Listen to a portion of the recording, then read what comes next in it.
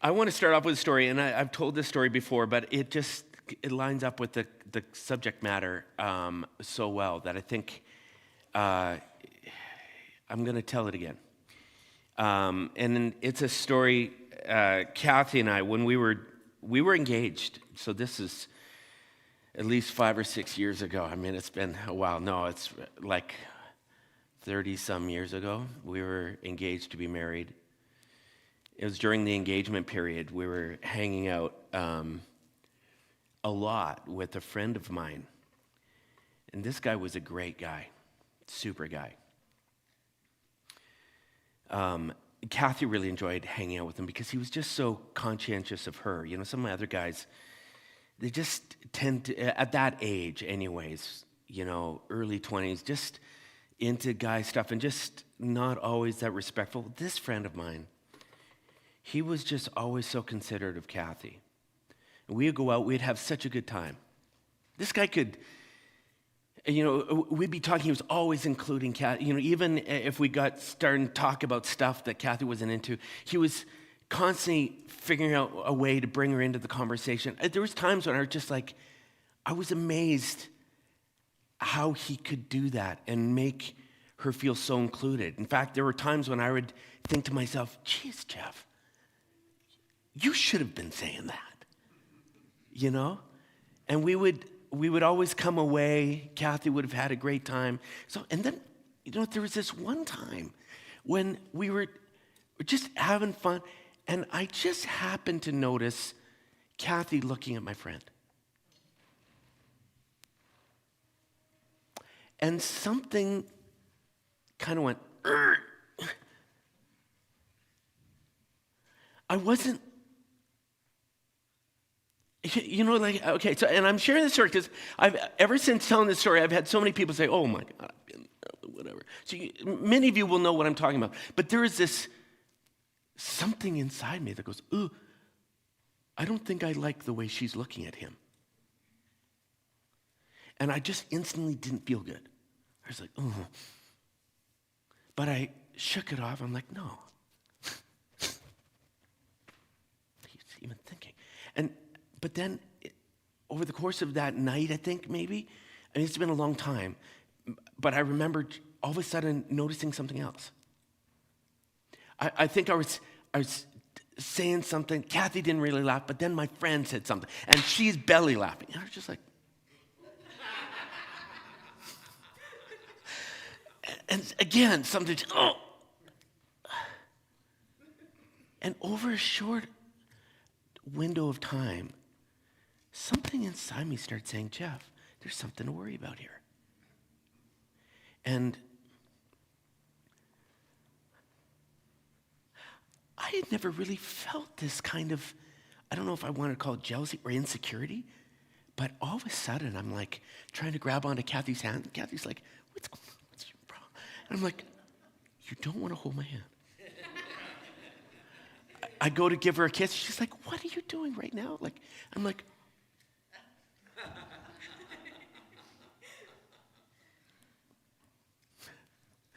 I'm sure none of you have ever experienced this at all, but man, I'm telling you, I'm having this insecurity is just building and building and building. I remember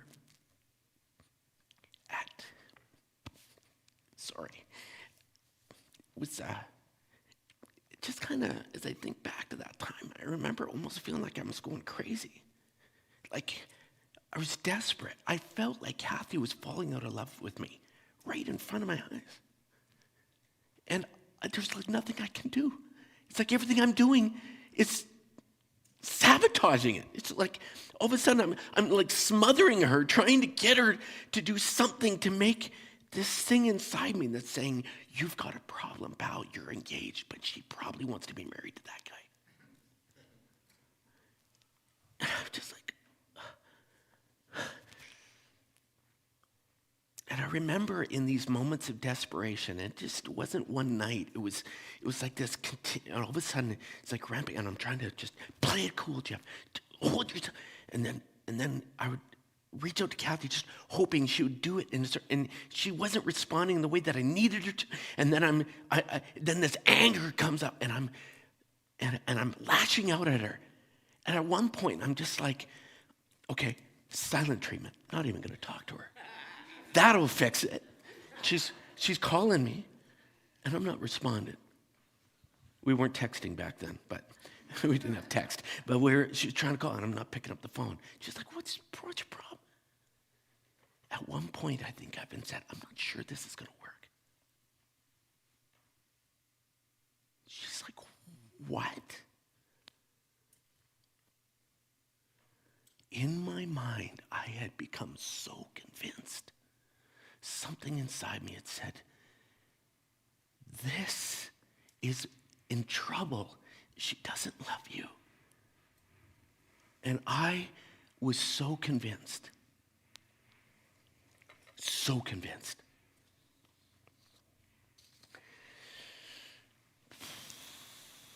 You know what's embarrassing about that season, that snapshot in time, now given hindsight, even a short time later, I began to realize that this convincing that had happened inside of me was a bit of an illusion. Something got off kilter, and my system was detecting trouble where there wasn't trouble. But I was so convinced. You ever experienced that? Where you're sensing there's some kind of danger or problem, but it's a bit of an illusion? Last week, Vince talked about King Saul, the story of King Saul. And he talked about it from one angle, but I just thought it's such a crazy story talking about this too. King Saul, the first king of Israel, the guy, he's like the man. He's in control. All the people are kind of paying homage to the man, to him. And their armies go out and they start capturing these and winning these different wars, and there's success and there's victory. The king, and as king of Israel, all these people, they're writing songs, singing about him. But one day he hears a song that these women are singing, and they're honoring King Saul. They're going, oh man, Saul has killed his thousands. But then they mention someone else. They go, but David has killed his 10,000s. David was one of his top warriors. And all of a sudden he was like, what is happening here? Why is David in that song? And he too, in that moment, I think, had one of those moments where he's like, what's going on here? And something starts shifting inside him as he's looking at David. He's going, what are you up to? David didn't even write the song. David even didn't know who's singing the song. He just shows up. He's like, hey, man, right on, high five. And King Saul's like, I know what you're about. The story plays out to the point where King Saul is so convinced that David is trouble. Everything David's doing, he's just watching him. The problem was David was just as loyal as they come to King Saul. He did everything. He'd go and fight for Saul, no problem. Just, where do you want me? I'm going. Okay, done. He was Saul's son's best friend. Saul had a son, Jonathan. Him and David were like this, so tight. They were like brothers. Saul would go into these deep depressions, and because David was this incredible musician, they would call on David to come and just play and try to calm Saul. He would do anything for Saul. There he is playing, and one time, it's like Saul just so convinced some system inside him, some part inside him is telling him, he is your problem. He picks up a spear and tries to kill David. The whole story plays out where David ends up having to run for his life. He's hiding out in caves from King Saul. There was even one point in the story where David's been on the run for so long, and he comes down into a camp where King Saul is. King Saul is sleeping. David's life has been ripped apart, been torn apart. He's been on the run for so long, and he's at the head of Saul's bed. And one of his men are saying, take that spear and drive it through him. Kill him. David says, absolutely no way. He's the king. David was so loyal, but Saul was so convinced something's off, and you're the threat.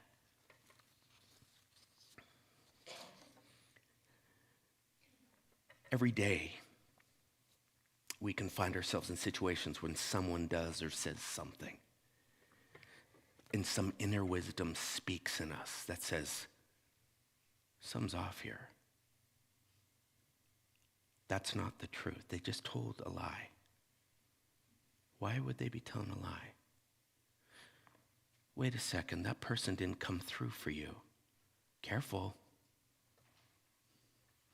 Spidey senses start tingling, emotionally warning us that perhaps something isn't adding up.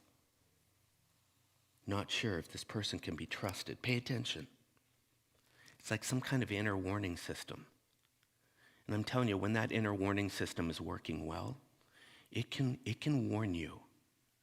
It can prepare you for different things that are happening around life. When it's working well, it's designed to be able to lead you wisely from some of the stuff that can happen in everyday life when it's working well. But there are times when some part of us, some part within us will set off some emotional alarm, but there's no danger. It's perceiving something. It's freaking out about something, but it's not necessarily real at all. Or at least it's nowhere as big of a deal as this alarm bell sounds like. This is the toxic nature of something called emotional reasoning. And if you ever find yourself overreacting to situations, panicking in a moment, all of a sudden you're accusing, blaming, denying, hiding, running from, avoiding, real overreactions that later you realize was not that big of a deal.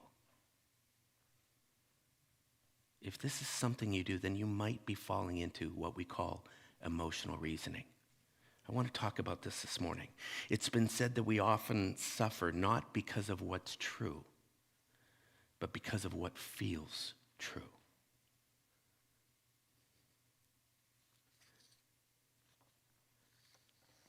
This morning I want to explain how this works, and I want to help us spot it when it's happening. It might be happening to you a lot, and you don't even realize, because these moments, they come and go, and you almost just forget what just happened, or you want to. How can you tell the difference between these two types of alarm? How do you know when it's actually wisdom that's tipping you off, that's saying, hey, there's something to be careful here about? Or emotional reasoning is kicking in, and you're seeing something that isn't there.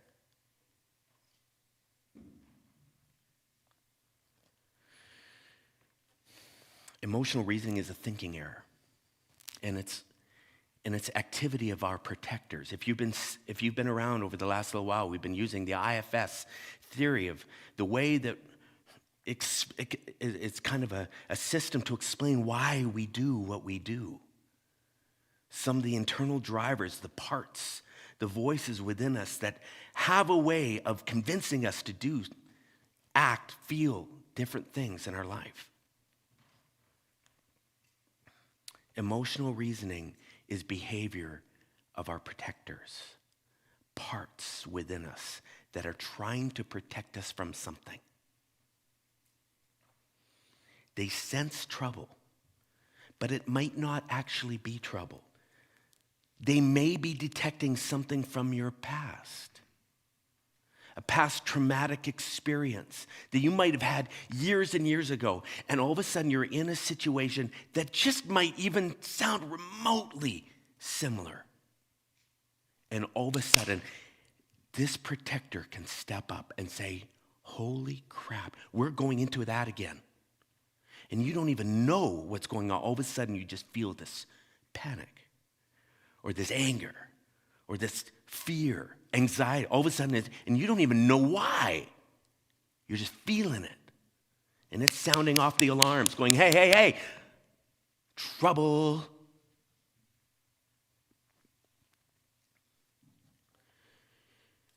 If our protectors sense something is about to happen that could lead to that dreaded feeling that perhaps you once felt,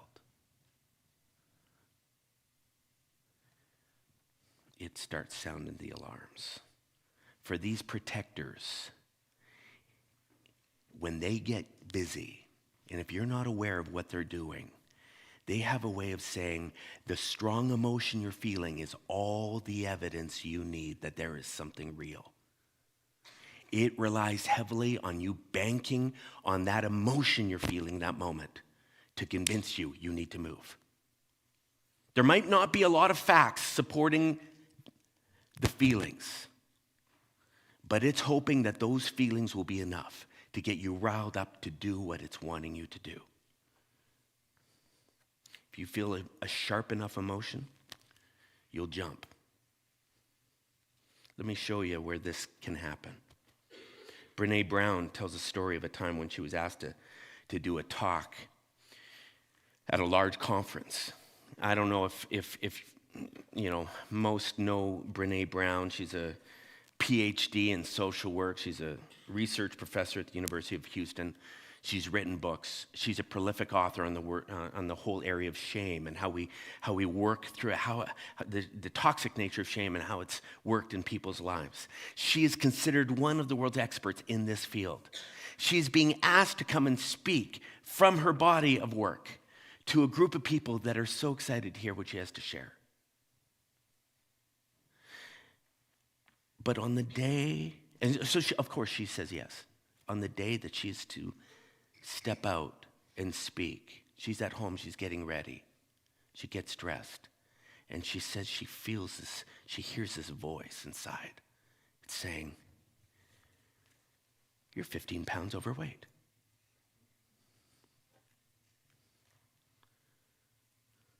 She says, ugh! She got one of those feelings. This voice says, who do you think you are? You're overweight. Like they're going to listen to you. Here's one of the world's most prolific writers and researchers on this topic. They're dying, but this voice says, they ain't listening to you. You're overweight. She begins to panic. She goes and looks in the mirror. I'm not wearing this. I hear she had her whole outfit picked out. No, I can't wear this. She goes in the closet. She's like, oh my God, I don't have anything to wear. She said literally in moments she was paralyzed. I can't go out there. This is what emotional reasoning can do. It takes a, man, I just feel ugly right now kind of little feeling. And that voice of that part starts screaming, ugly. Now, why would it do that? This voice is supposed to be a protector. This protector is saying, I'm trying to protect you from something, and it says that. Why would it say that? Unless, of course, it believes that if it doesn't stop you from doing whatever you think you're about to do, you're going to go out and someone else is going to say it. Someone else is going to do something that's going to embarrass you so bad. And you're going to be embarrassed. You're going to feel shame. So that protector inside will actually even say hurtful things to get you to stop. Stop. Don't go out there. When you go out there and someone sees you being overweight, you know it's not going to end well.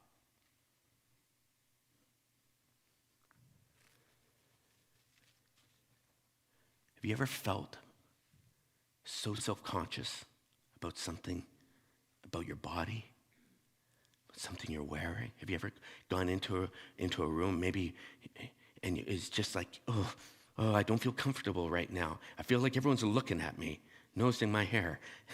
Trust me. Recently, yes. These moments and these parts inside saying, oh, geez, what are they going to think?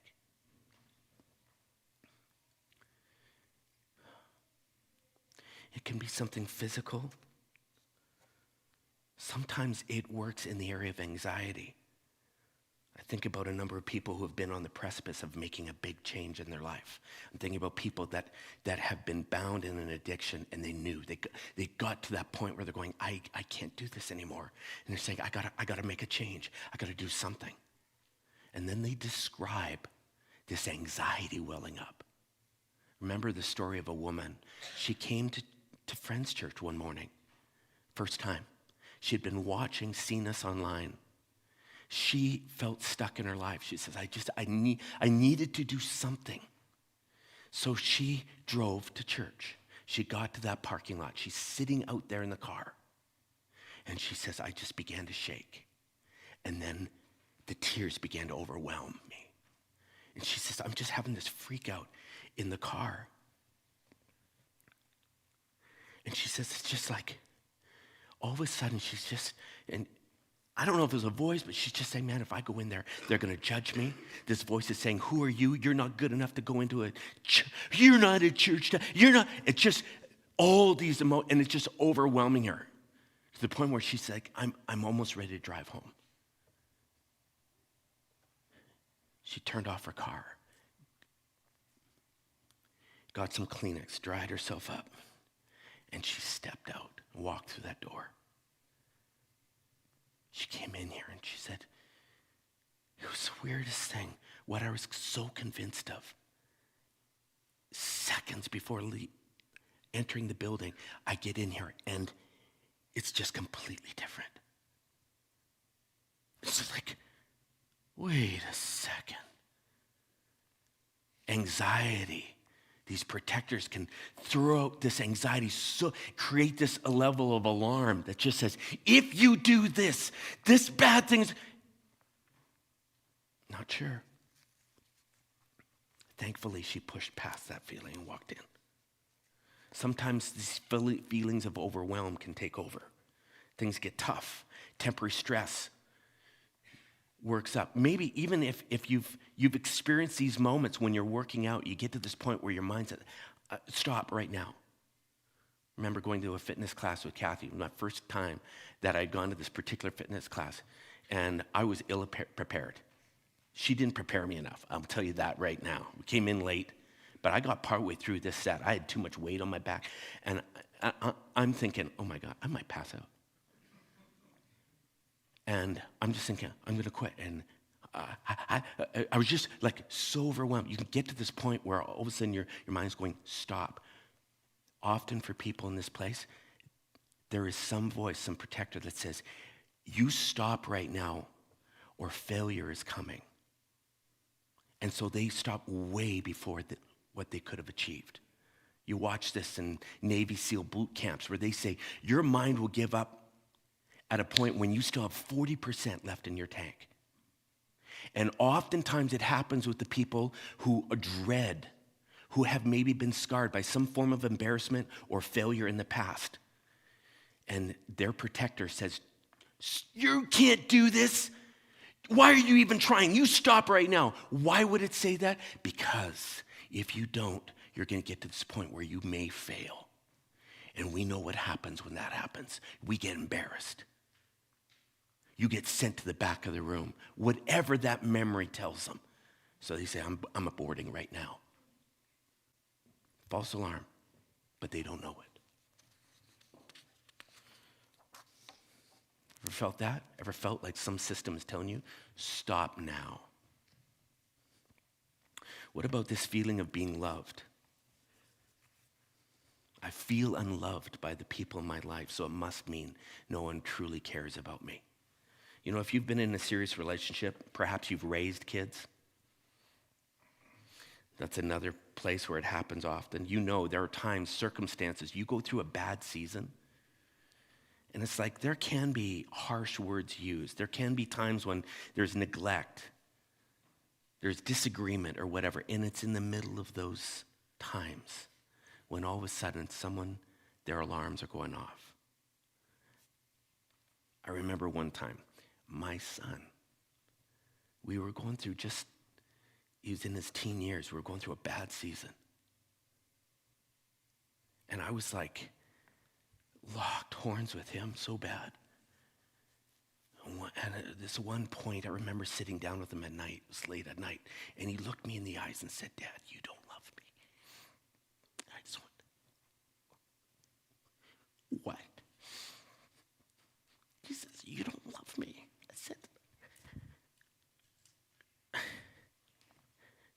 what? He was so convinced, and I'm looking at him going, okay, pal, listen to me. I don't know how this got into your head, but you got to listen to me. I love you. And I started talking about all these things that I would do for him, all these things that I've done for him. And then I said, I don't know where you're drawing your conclusion. I don't know what's giving you these. But you can't trust that. I do. This happens all the time. When you're emotional reasoning, you can look at one little or a couple little data points and go, oh my God, I knew it. Dad doesn't love me. And not see.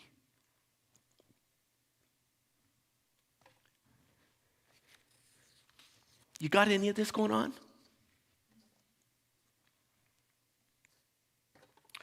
You have to remember emotions are data, but they are not proof. In emotional reasoning, the protectors, they don't stare at all the data. They work off of very limited data, but high emotion. And those emotions, man, they are not the same as facts.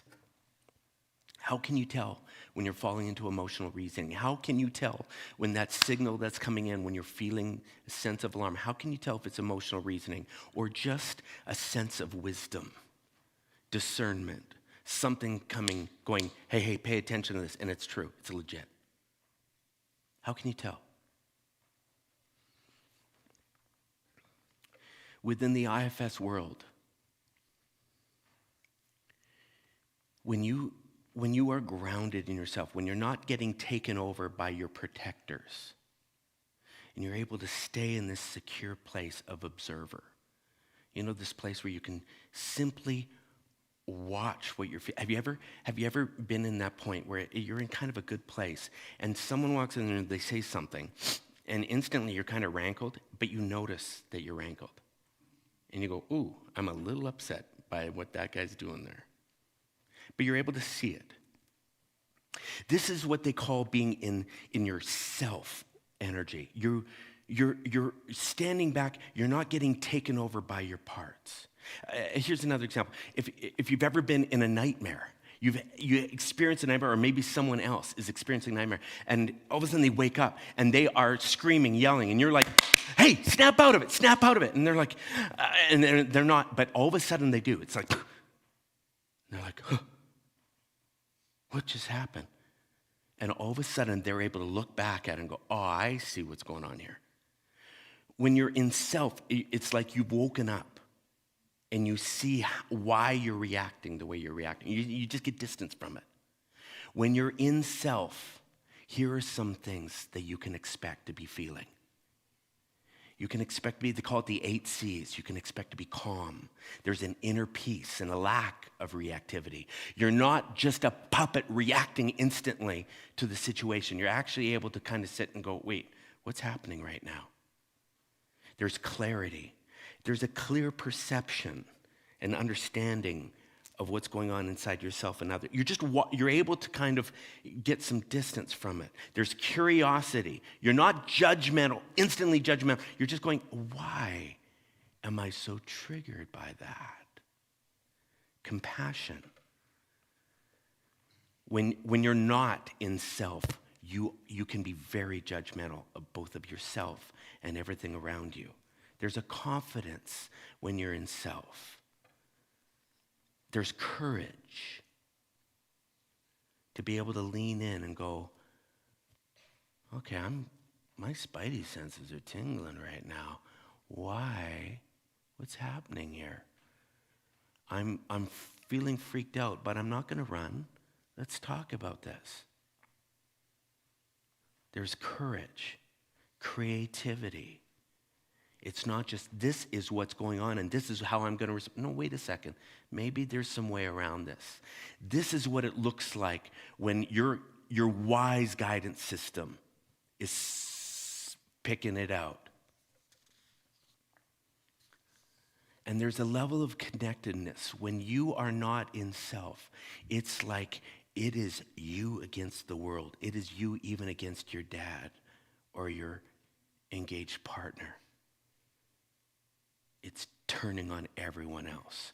When you're in this wise guidance system, you're able to lean in and find some way through it, looking the person, the people in the eyes and not villainizing.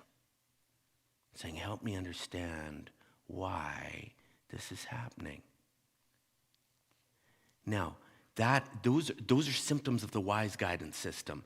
When you're not in that place, and instead emotional reasoning starts taking over, this just feels entirely different. Protectors create emotions that are usually highly charged. Instant teeth, high anxiety, heart rate way up. There's a harsh tone to it. Often there's urgent, compulsive reaction where you can't stop yourself. You need to say this. Angry, I'm going to say it. I'm going to just let the bullets fly and we'll sort it out later. That is emotional reasoning territory. I don't care. I gotta do this, say this. Demeaning, fearful messages. These are symptoms. Let me ask you something. How often do you find yourself even in little reactions where all of a sudden the teeth come out? Snap.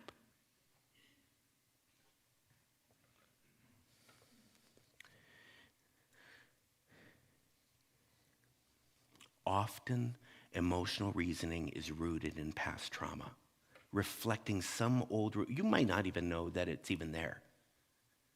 All you know is it just seems like this kind of situation just sets you off again and again and again. So whether you know what's triggering it, chances are there's something in there and some protectors trying to keep you from doing it. You see how wisdom and discernment, hey, there are times when there is legitimate trouble around you. And your system should be picking it up. That's a healthy thing. The difference between the emotional charge is a big one, between the two systems. Emotional reasoning just leaves you in a bad place. Let me just finish by saying, you can turn off emotional reasoning. If you tend to do that, here's something. Just look back at a scenario where you typically will do it. It helps if you kind of figure out, man, if I'm going to do it, it's going to be with that person, at work, with my mom, with my kid.